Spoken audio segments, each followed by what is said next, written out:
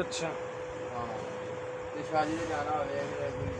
अगर तेरे वाल अपने जैन मने ना तो मैं फिर तेन मशवरा देंगा कि कुछ भी ना कर, ना ला,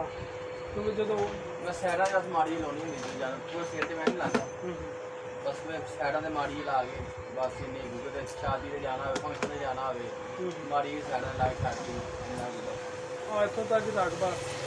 क्योंकि जो वध गया ना काम ये अल्लाह का शुक्र है उम्र 34-35 साल हो गई तक बाल तेरे काले कलर लाया नहीं ना रेगुलर अभी लाया ही नहीं है माड़ा मोटा तो मैं लाई का भी महसूस ना हो ਹੁਣ ਤੇ ਭਾਈ 12-12 ਸਾਲ ਦੇ ਬੱਚਿਆਂ ਦੇ ਵਾਲ ਚਿੱਟੇ ਹੋਏ ਸਿਰ ਸ਼ੁਕਰ ਹੈ ਯਾਰ ਸਾਡੇ ਦੀ ਖੇਤੀ ਨਹੀਂ ਆ ਉਹਨੇ ਤੇ ਹੈ ਹੀ ਨੇ ਤੇ ਲੇਕਿਨ 40 ਸਾਲ ਤੋਂ ਪਤਾ ਉੱਤੇ ਹੋ ਜਾਵੇ ਨਾ ਫਿਰ ਸਮਝੋ ਕਿ ਆ ਜਾਂਦੇ ਹਾਂ ਭਾਈ ਫਿਰ ਸ਼ੁਕਰ ਜਦੋਂ 40 ਸਾਲ ਤੱਕ ਆ ਜਾਣਗੇ ਲੋਕਾਂ ਨੇ 5-5 ਸਾਲਾਂ 'ਚ ਵਕਤ ਪਿਆ 20-20 ਸਾਲਾਂ ਦੇ ਲਾਲਾ ਖੱਪ ਜਾਂਦੇ ਕੋਈ ਵੈਸੇ ਮੈਂ ਪੁੱਛਣਾ ਕੋਈ ਆ ਜਿਹੜੇ कलर कुलर कुछ बड़े बड़े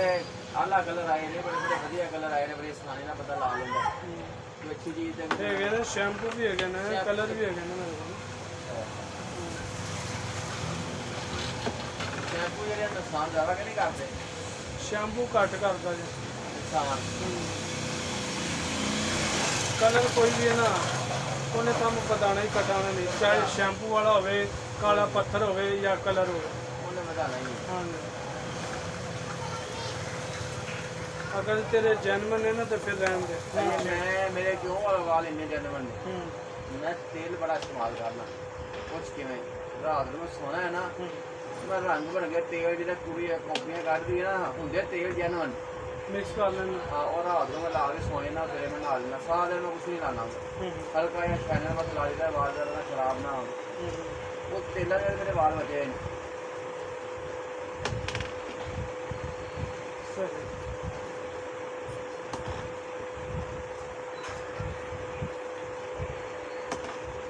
डब्बी भर जाएगी वरना डब्बी अद्धी तो अद्धी रही है क्रीम ना ज़्यादा होती सारी क्रीम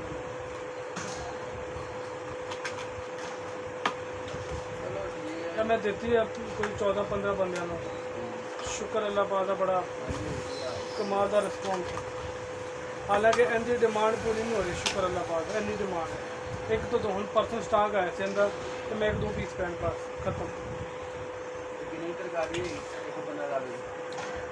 डबल एक क्रीम बन गई चली यानी कोई 50 दिन से निकलनी चाहिए 40-45 डेढ़ महीना निकल गया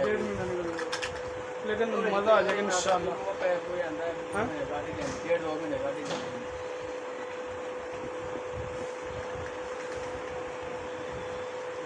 करती तो सल खाने सुनो ऊपर में सारे करवा दी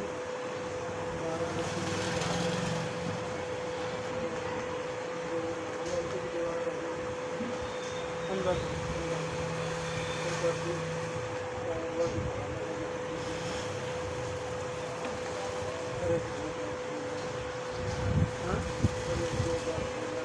गाड़ी में सारा काम खत्म हो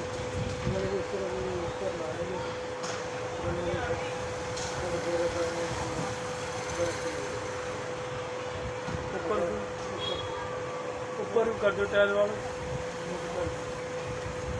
फिर मुक जाएगा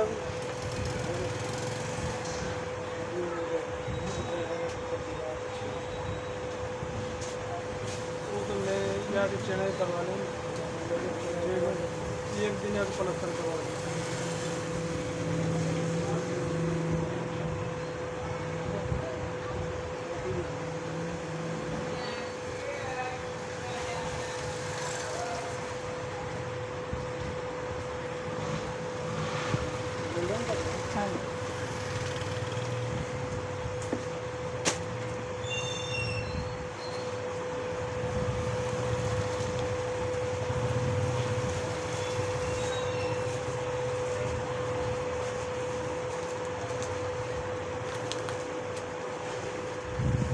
₹20 बकाया ले लो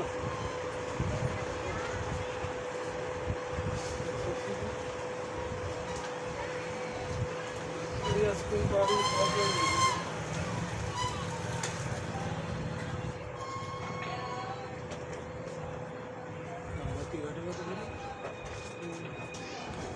ਹੋਰ ਵੀ ਉਹ ਸਾਹਿਬ ਸ਼ੁਕਰ ਹੈ ਠੀਕ ਠਾਕ ਉਹ ਦੁਕਾਨ ਜਿਹੜੀ ਬੰਦ ਹੁੰਦੀ ਖੁੱਲੀ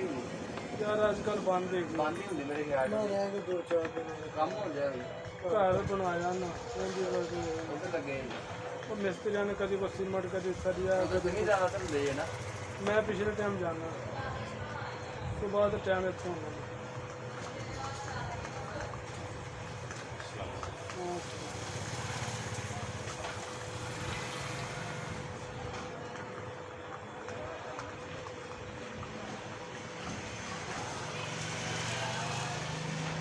ਹੁਣ ਤੂੰ ਪੁੱਛਣੀ ਯਾਰ ਜਿਹੜੀ ਅੱਗੇ ਕਰੀਮ ਬਣਾ ਕੇ ਦਿੱਤੀ ਬਸ ਉਹੀ ਬਣਾ ਕੇ ਦੇ ਇਨਸ਼ਾਅੱਲਾ ਇਹ ਤਾਂ ਸ਼ਿਫਟ ਹੋ ਗਈ ਮੈਂ ਕਿ ਹੋ ਰਹੀ ਸੀ ਮੈਨੂੰ ਹੋ ਗਏ 3-4 ਸਾਲ ਹੋ